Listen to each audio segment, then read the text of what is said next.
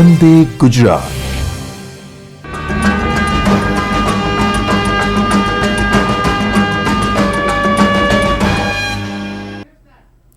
નમસ્કાર. આજના વર્ચ્યુઅલ ક્લાસરૂમમાં આપ સૌનું હાર્દિક સ્વાગત છે. આજે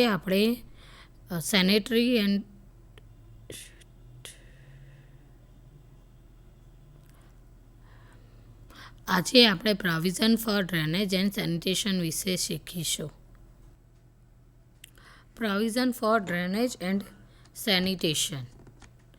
દરેક શહેરમાં નક્કર અને પ્રવાહી કચરાને આરોગ્યને નુકસાન ના પહોંચે તે રીતે નાશ કરવો જરૂરી છે. શહેર સત્તામંડળ દ્વારા વેસ્ટ એકત્રિત કરી નાશ કરવાનું કાર્ય કરવામાં આવે છે. સામાન્ય રીતે બે પદ્ધતિથી આ કચરાનો નિકાલ કરવામાં આવે છે. દાખલા તરીકે એકત્રિત કરવાનું કામ અને તેનો નાશ કરવાનું કામ. પહેલાંના સમયમાં મજૂરો દ્વારા આ વેસ્ટ ઉપાડવામાં આવતો હતો, પરંતુ હાલના સમયમાં પબ્લિક હેલ્થ એન્જિનિયરિંગમાં એડવાન્સ ટેકનોલોજીના કારણે રાત્રિનો કચરો અંડરગ્રાઉન્ડ સીવર વડે વોટર કેરેજ સિસ્ટમ વડે લઈ જવામાં આવે છે. સૂકા કચરાને ટ્રોલી ટ્રેક્ટર વડે ઉંચકીને શહેરની બહાર લઈ જવામાં આવે છે. પ્રવાહી સ્વરૂપે મળેલા વેસ્ટને સુએજમાં એકઠું કરવામાં આવે છે અને ફાઇનલ ડિસ્પોઝેબલ માટે જરૂરી ટ્રીટમેન્ટ આપવામાં આવે છે. કલેક્શન પદ્ધતિઓ. નગર અથવા શહેરમાંથી સામાન્ય રીતે કચરો નીચે જણાવેલ પદ્ધતિઓ વડે એકત્રિત કરવામાં આવે છે. 1 નંબર મળ વહન પદ્ધતિ. 2 જળ/પાણી વહન પદ્ધતિ. એમાં 1 નંબરમાં મળ વહન પદ્ધતિઓમાં આ પદ્ધતિનો ઉપયોગ જુદા જુદા પ્રકારના વેસ્ટને અલગ અલગ એકઠો કરી અને તેને અલગ પદ્ધતિ વડે નિકાલ કરવામાં આવે છે. આ પદ્ધતિ હાલના સમયમાં વપરાય છે. નાના શહેરો અને ગામડાઓમાં આ પદ્ધતિનો ઉપયોગ કરવામાં આવે છે. રોડ રસ્તાની બાજુમાં ડસ્ટબિનમાં કચરા અને ભંગારને એકઠો કરવામાં આવે છે. ટ્રેક્ટર, ટ્રોલી કે ટેમ્પા દ્વારા આ કચરાને દિવસમાં 1 અથવા 2 વખત શહેરની બહાર લઈ જવામાં આવે છે. દહન પામી ન શકે તેવા કચરાને ઊંડા ખાડા અથવા પીટમાં ઠાલવવામાં આવે છે અને દહન પામી શકે તેવા કાગળ, પાંદડા વગેરેને સળગાવવામાં આવે છે. પછી તેનો નિકાલ જે તે સ્થળ ઉપર પીટ/ખાડામાં ઠાલવીને કરવામાં આવે છે. શાકભાજીના પાંદડા અને ફળોને તેમજ બીજા મટીરિયલને પહેલાં સૂકવવામાં આવે છે, ત્યારબાદ ડમ્પ સાઇટ ઉપર સળગાવવામાં આવે છે. આ પદ્ધતિમાં મળ/નાઇટ સોઇલ અથવા માનવીય વેસ્ટને અલગ રીતે એકઠો કરીને હ્યુમન એજન્સી દ્વારા બંધ ગાડા, ટ્રેક્ટર અથવા ટ્રેક્ટર ટ્રોલી વડે શહેરની બહાર લઈ જવામાં આવે છે. આ મળને 2 વર્ષ માટે એકત્રિત કર્યા બાદ તેનો ઉપયોગ ખેતી માટે કરવામાં આવે છે. ઘરની બહારના ખુલ્લા અથવા બંધ ડ્રેન દ્વારા સ્લજ અને સ્ટ્રોમ વોટરને ડિસ્પોઝેબલ પોઇન્ટ સુધી લઈ જવામાં આવે છે, જ્યાંથી તેને નદી, નાળા અથવા દરિયાના પાણીમાં છોડવામાં આવે છે. સુએજનો ઉપયોગ ખેતી માટે તેમજ ગાર્ડનિંગના હેતુ માટે કરવામાં આવે છે. મળ વહન પદ્ધતિ માટેની પદ્ધતિના લાભ. આ પદ્ધતિનો પ્રારંભિક ખર્ચ બહુ ઓછો થાય છે, કારણ કે મળ અને ખુલ્લા ડ્રેન વડે વહન થાય છે, તેથી કન્સ્ટ્રક્શન આર્થિક રીતે સસ્તું બને છે. સુએજના જથ્થાને નિકાલના ટ્રીટમેન્ટ પ્લાન્ટ સુધી ખૂબ જ ઓછા પ્રમાણમાં લઈ જઈ શકાય છે.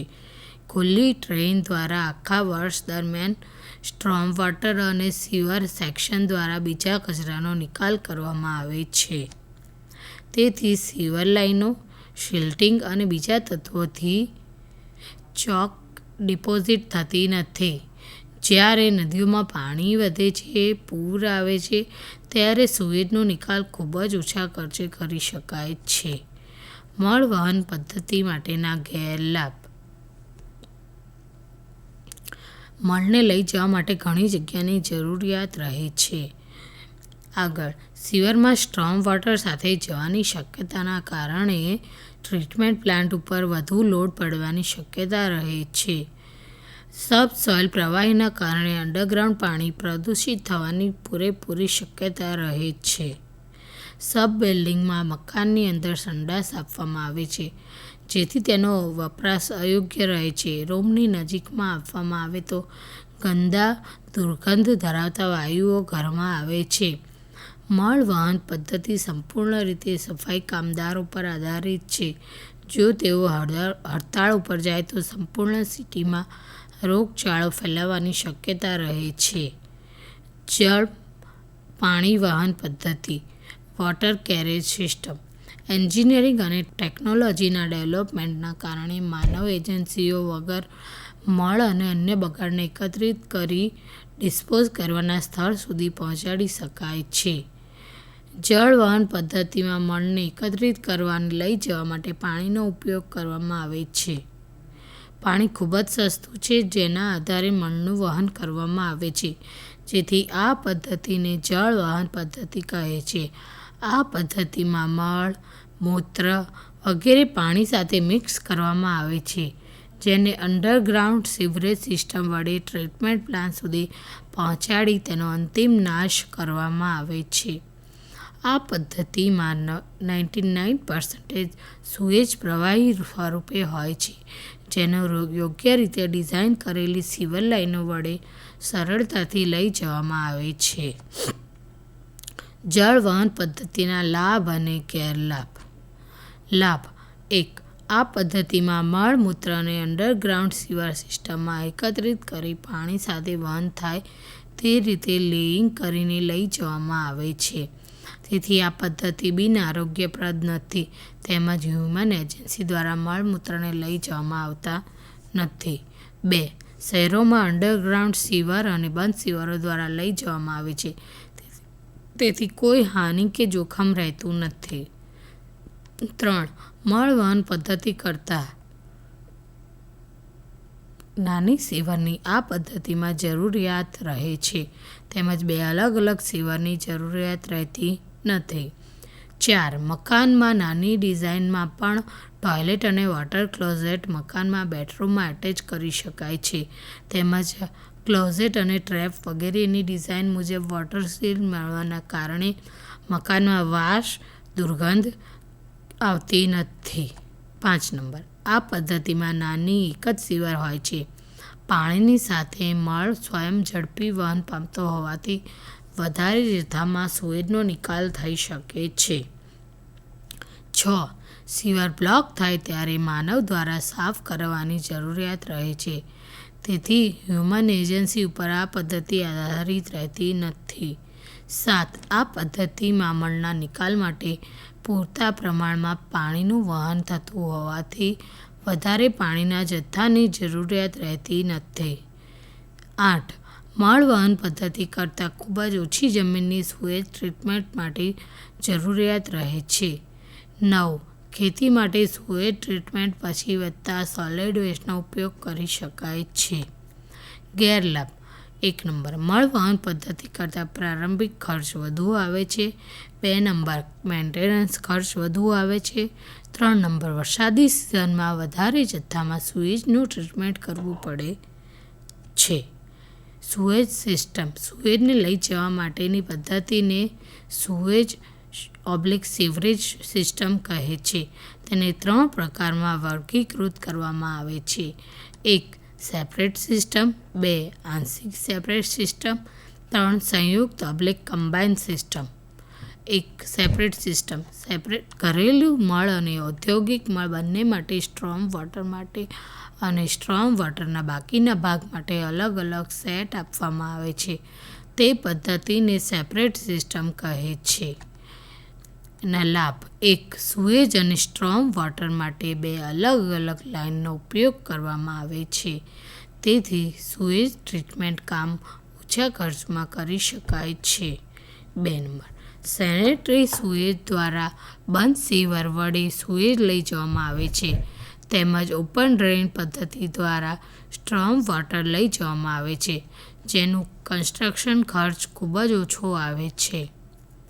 3. સેપરેટ સિસ્ટમમાં પ્રવાહનું પ્રદૂષણ થવાનો ભય રહેતો નથી.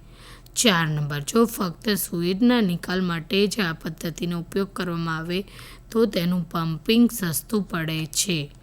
ગેરલાભ: 1 નંબર, સ્ટ્રોમ વોટર અને સુએઝ માટે જુદી જુદી સીવરની જરૂરિયાત રહેતી હોવાથી તેનો મેન્ટેનન્સ ખર્ચ વધે છે. 2 સીવરમાં ઓછા જથ્થામાં સુએઝ જતો હોવાથી તેની સફાઈ કરવી મુશ્કેલ ભરેલી રહે છે, તેથી ક્લિનિંગ માટે ફ્લશિંગ કરવું જરૂરી રહે છે. 3 નંબર, સુએઝ સીવરમાં સ્ટ્રોમ વોટરને હંમેશા મિક્સ કરવું જરૂરી રહે છે, તેથી ટ્રીટમેન્ટ પ્લાન્ટની સીવર પર વધુ લોડ પડવાની શક્યતા રહે છે. 4 નંબર, 2 સીવર એકસાથે પસાર થતું હોવાથી તેની મેન્ટેનન્સ કરતી વખતે જાહેર જનતા માટે સગવડતા રહે છે.